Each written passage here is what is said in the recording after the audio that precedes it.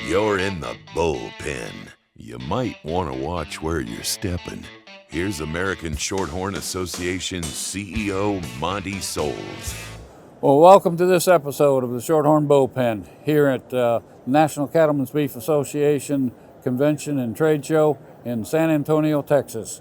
Our special guest today is Tucker Brown from R.A. Brown Ranch here in Texas, one of the well-known purebred operations, multi-breed, and I asked him what his title was, and he said intern. You described the intern, so give us a little history about yourself and how you function and what you do. And Yeah, we're R.A. Brown Ranch has been in the family since 1895. I'm the sixth generation, and I've got two girls. That'll be the seventh, and another girl on the way. So, awesome. A lot of the goals that we have are one, to keep the ranch in the family and the family in the ranch, and a lot of the decisions that we make are made by looking through that glass. And the older I get, just how I realize how neat that opportunity is to be able to be a part of a family business like that. So as we visit with Tucker today, I don't think a lot of people may realize, it's the R.A. Brown Ranch. His last name is Brown. Are they treated special? No, they're not. I've visited with him before, and tell us a little bit what your daily activity. You fix fence, you chase cows, you ride horseback, you rope cows, you vaccinate. All the things, yeah. Right now we're in the middle of calving, so we're calving our heifers out, and our recip cows are starting to drop some embryo calves, and so we're riding pasture, every other day, if not every day, looking for new calves because we have to tag those within 48 hours. We like to do it in the first 24, but so we're roping those calves and tagging them and weighing them, and at the same time we're getting ready for a March bull sale in March 10th, 11th, and 12th. So at the same time we're trying to prep the ground for the sale, our sale facility. We're prepping our bulls, making sure we got videos and pictures and catalog is right and our numbers are right. So there's a lot going on all the time. It's not like you have been treated special. The only special treatment you have is we got to get all the work done, boy. That's right. Yeah. And you're going to do everything I did, is what Dad says and Grandpa right. says. So Yeah, that's how you become part of an institution like the family operation that everybody has to go through. That's how it works. No doubt. I've been a part of the feed crew. I've been a part of bull development. I've been home almost 8 years now, and in those 8 years, at different times, I've managed different parts of the ranch just to really know what's happening day to day. Yeah, it's important. So you if you've done it, you know what they're doing. So that's right. It makes a difference. So I do understand that. But today we're going to talk with Tucker a little bit about social media. He also works through the NCBA advocacy with Chandler, I think. So give us a little bit of history here. He just gave me a number here a little bit ago. So folks, sit down. I think he said he reached 6 million viewers last month. Last month. Explain how we do that. Well, social media kind of comes with a negative connotation in the agriculture world, but I found it to be an extremely useful tool for our business and then just to be an advocate for our industry. What I've found is that if we don't tell our story, somebody will tell it for us, and that's been happening for a long time in agriculture. Mm-hmm. And I would rather be the ones like you and I telling the story of what really happens on the ranch, because we're there every day. And the cool thing is people are more interested now in where their food comes from than ever in my lifetime.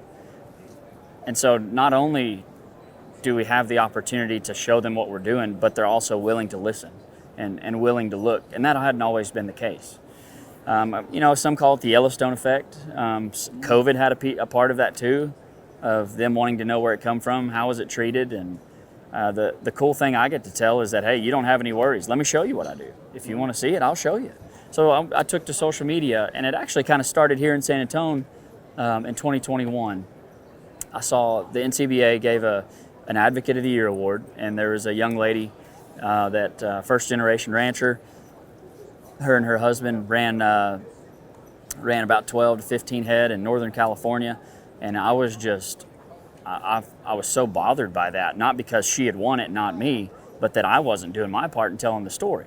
Mm-hmm. I said, oh man, this young lady is doing a phenomenal job in connecting to people at her home, and I'm not. And I have this really neat story of working with family and generation number 6 and coming back and working on the ranch with my grandfather, my dad, and my brother.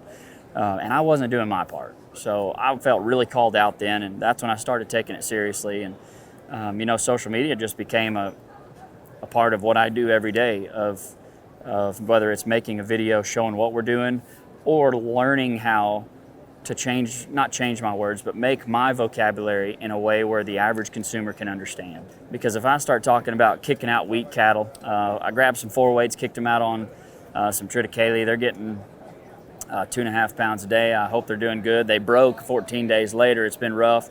If we say that to the average consumer, they don't understand any of that. But if I say, hey, we got some calves, they're probably around the teenager age, and we cooked them on some really high quality forage. That way they could grow at a really good pace and it's really efficient. That grass is really good for them. And they actually got sick. And I needed to give them life-saving antibiotics so that I could keep them alive and keep my business going, and it's better for the calves. That's what they understand. And that's been a 3 to 4 year learning curve of that. And now with over 500,000 followers across multiple platforms, I've been able to reach 6 million people last month. Well, you're sitting here, we were talking before we turn on the cameras here, and to reach 6 million viewers, you got to be doing a lot. You got to be committed. Yes, sir. And you said you've hired somebody to help you do this full time. I did. About a year ago, in 2 days, it'll be a year that I hired Willie Wardle. He's been a phenomenal help for me because the hard part of working is getting that videoed and videoing it while working. That just pulling out your phone is kind of against the rules in the cattle world. So, but I did that for about on short form, so like Instagram, YouTube, TikTok. I mean, Instagram, not YouTube, but TikTok, Instagram, Facebook. And I wanted to move more towards long form, so like a podcast or YouTube. And I knew I needed help, so I hired Willie, and he videos me every day. He helps me do some editing, and we're trying to put out a video every day of what we're doing. And that's a lot of time, a lot of effort. It is. It's. Even the movie stars don't get videoed every day. You're right. So, I've always got to be ready and on. You got to be ready. You're on camera. So, yeah. and the good part about this is you're willing and you understand, and the folks that are going to look at this will understand. You're willing to say, this is what I do. I'm not doing anything bad. We're here doing animal husbandry, working with these animals, taking care of them, and we're nurturing them. We're not just sitting out here doing all the things that the bad people want to talk about, or the bad videos that get put on the news. Yes. So how do we need to get those good videos you're doing on the news? We do. We need more people. I mean, I can't do it alone. You talk to Chandler Mulvaney and what they're doing on helping train just how to use social media in a way to be able to share our story and be able to represent ourselves rather than somebody represent it for us. Mm-hmm. So how many cows would you guys run? Right now, depending on rain, our part of the family runs between 200 to 300 cows, but our main deal is selling bulls, and so we'll sell about 800 bulls a year through a cooperator program and through other parts of my family. My dad had 3 siblings, and in 2013 we did a generational transfer. Okay. And so the best way they figured to keep the ranch in the family and the family in the ranch was to split that ranch, and we still work together in partnerships, but we all manage our own place and take it in the direction we want to go. Good. So for our part, that's what we do. We're in the registered business, bull development, 2 sales a year, one on the second Wednesday of March and one on the second Wednesday. So how many breeds do you deal with? 3 different breeds right now. Okay. My dad has worked with 19 different breeds in his lifetime. Okay. Backed it off. We've tried to stick to 3 and do 3 of them really well is our hope. Black Angus, Red Angus, and Sim Angus are what kind of is what fitting our part of the world and our customers. So we're not scared to raise something else. Right. But if that's what our customers want, that's what you build. You build your customer base, and it makes sense. So when you look at your social media, as you're reaching out to the consumer, and when I say consumer, we're really looking at the people that are going to consume beef, consume our end product. Yes, sir. And try to build a rapport and a relationship with them so they understand our business. So how do you feel like this helps you sell bulls? How does this help your family make money?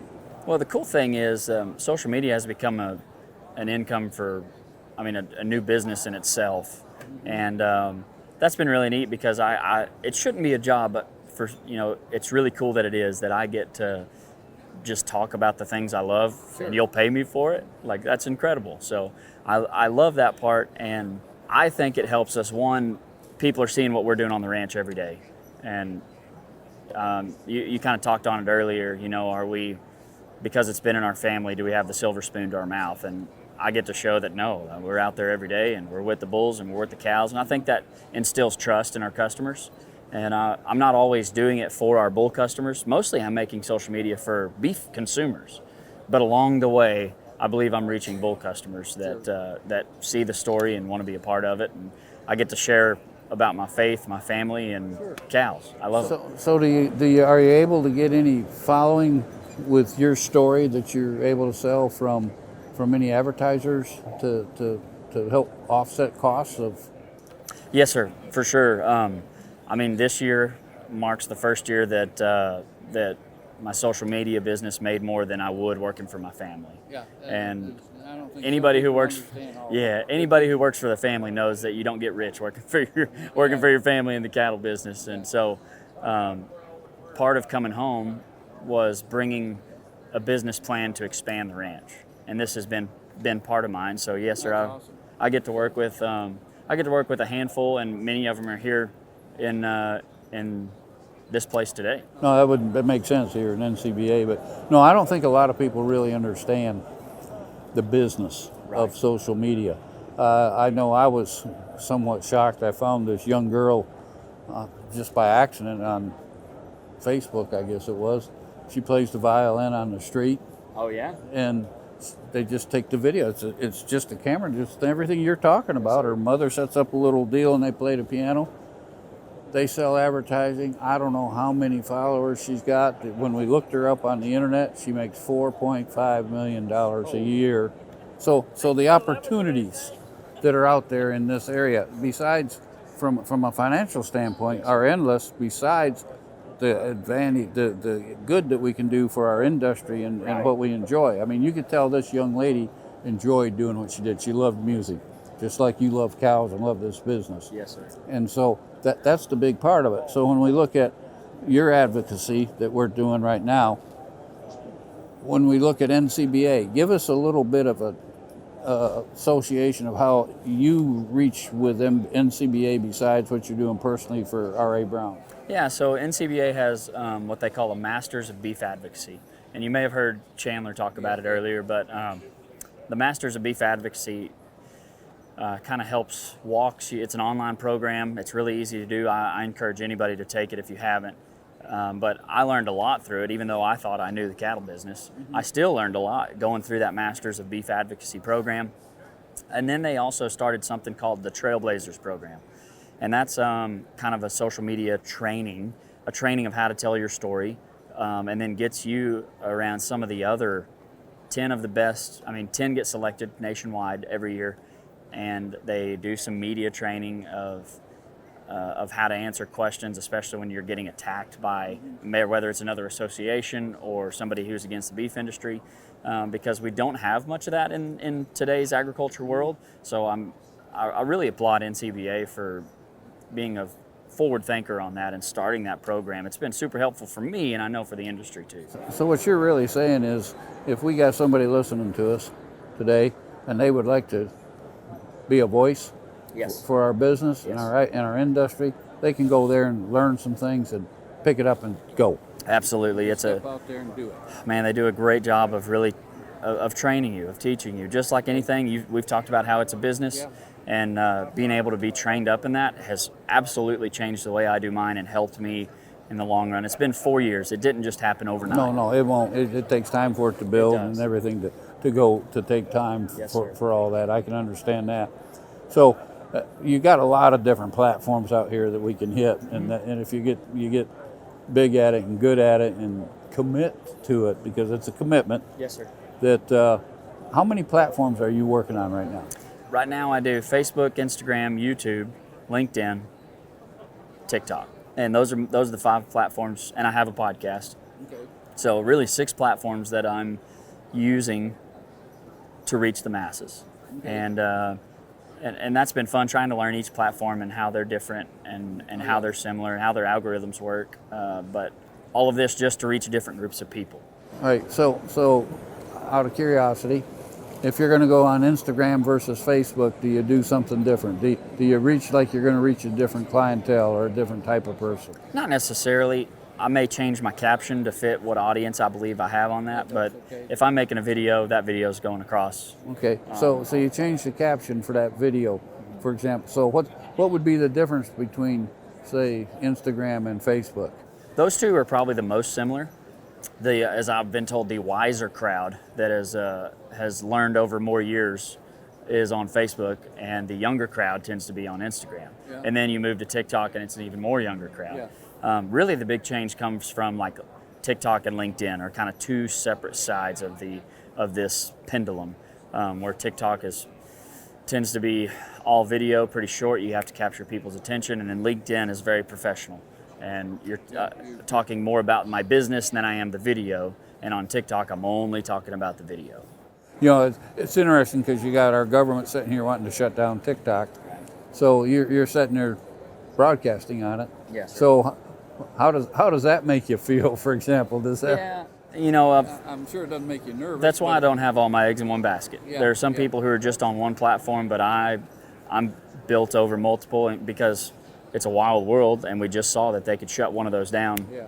We've seen others shut down before too. So, if it happens, I've got others ready to go. Okay. Yeah. No, that's and I doubt if it'll happen personally, but sure. I think they're going to just talk about it till they get things straightened out, and it'll be fine. So, but it's a lot of the other things. But the social media advertising is really what you're talking about. And so as we talk to producers out here today, commercial, it doesn't matter what purebred, doesn't matter what it is, taking advantage of social media.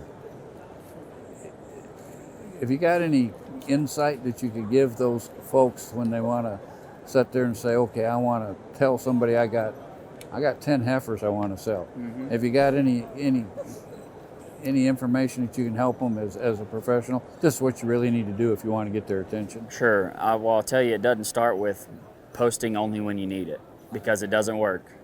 So, I mean, maybe it can work, but I believe the way to make it work is committing to a year of posting once or twice a week of what you're doing, so that people are interested in what you're doing, in your story, in your business. So when you do have something to offer, you have an audience to tell it to. Mm-hmm. So once or twice a week for a year, and after a year, when you look back, you can decide, hey, that wasn't worth it, or like I did, wow, that was a lot of growth. If I posted more, there's some more opportunity. Did you stay consistent? So if I posted, I did it every Tuesday and Thursday, or did you? You can. I think some people get into the weeds on that, okay. and I don't think that's. I think if you're just starting out, like just whenever you can. I mean, of 1 to 2 times a week. I don't think hurry. Right now, I'm posting once a day, but it's also part of my job, part of my business. Right. And if you're just starting out, don't overburden yourself with that, because the first year will be the slow growth, and after that is really when the growth starts, because so many people quit before. It takes time. It takes time. It takes time to get a following. We've even seen that with this podcast, like what we're doing here. Mm-hmm. It just takes time for people to find you and get behind it and become interested and follow it along and want to keep track and look for it. So as we go forward, is there any? I mean, I hope we're listening. We got a few young people here, your age or younger, that we're listening to. Maybe even some high school kids, because some of them can be pretty talented. What can we tell them to encourage them to tell the story? Tell your family's story. Tell the story. Tell them how you love these animals. Tell them what's going on. Well, I didn't really know the importance until I made it to Washington, D.C. this year. I just liked it because I love media. But whenever I went to Washington, D.C. and saw the people who were trying to tell that story for us, and they weren't telling the good story. They were trying to get regulations put against us. Right. And we've seen what's happened in other countries of regulations put against ranchers and make it almost impossible. And this goes back to keeping the ranch in the family and the family in the ranch. And so telling our story is a part of keeping our ranching industry alive in the nation that we love. And so that's why I think it's our job, and we shouldn't count on somebody else. And we can't sit back and say, if they don't want to know, maybe we shouldn't tell them. It's the old cliche, I would say, talking to the choir all the time. We do talk to the choir a lot. we got to open that up and get out there and share our story and share what we love and share the things that we do and how important they are to us, because a lot of people don't ever really understand, yes, we're going to nurture this land and that grass because that's what keeps us. Yes. And that's what keeps our cows. That was what puts the money in the deal so we can pay our bills. Right. And they don't understand it's important that we nurture that land. We're not there to destroy it. That's the last thing we want. Exactly. And they don't get it because they hear these other stories. They do. They're hearing those other stories because those stories are louder than the one we're telling right now. You know, it's so important because, you know, as I go back in my life, I used to manage a ranch for a number of years, and we'd go to Denver and show cattle and so on. One of the biggest fears I had was somebody was going to go up and twist the tail of that cow, and the cow would jump a little bit to make it move, and somebody would take a picture of it, and I'd see it on the 6 o'clock news, and they'd be down there picketing at the end of the driveway, you know, because you just didn't know. And so that's what we got to put out. We got to stop that negative stuff coming out. You're right. You're right. And I think a thing to remember is that those people aren't coming out to the ranches. So we've got to go to them. Yep. And that's why I've gone to social media, and my content isn't made for other producers. It's made for that beef consumer. Yep. And that communication is different. Mm-hmm. So it may seem silly. It may seem a little cheesy. I like the word edutainment. I like to mix entertainment with education. Cute word and good word at the same time. Yeah. Very good. So, well, anything else you need to add for us? No, just thank you so much for doing this.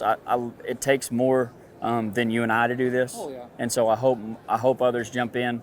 The cool thing is we talk about the things we love. Well, your enthusiasm for what you're into doing is catching, and that's why you're getting the followers, and that's important because people are going to get enthused because you're enthused. And, You're right. And They that, feel it. And it works, and that's what somebody has to understand. So, no, we appreciate Tucker Brown being here today from the R.A. Brown Ranch, and we appreciate everything you're doing for advocacy, for our industry, and for the beef cattle industry, and keep up the good work and keep reaching all those folks for Thanks, us. sir.